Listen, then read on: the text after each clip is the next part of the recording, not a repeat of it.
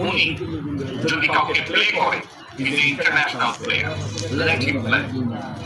ওনার player কোয়ালিটির কাছে আপনি আমি কিছুই না, ওনাকে প্লে করতে দেন। ডক্টর ইউনূসের সামনে ভারতীয় কর্তৃপক্ষ শিশু আন্তর্জাতিক পর্যায়ে। আমার আপনার কপাল ভালো যে আমার দেশটাকে এখন একজন নোবেল বিজয়ী রিপ্রেজেন্ট করছে, যার সামনে ভারতীয় কুত্তার বাচ্চারা বলদের মতো করে খায়, তার সামনে দাঁড়াতে পারে। আপনারা এটা মনে করেন আমি বিএনপি করি না, জামাত করি না, তো সেক্ষেত্রে আমার কি তারা ক্ষমতা চাচ্ছে না। আমি এটাও চাই না ডক্টর ইউনূস 20 বছর ক্ষমতায় থাকুক, কারণ ওনার বয়স 84 বছর। কিন্তু একটা জিনিস, এই মুহূর্তে ওনাকে নিয়ে যে দানবীয় খেলা চলছে, এটা বন্ধ।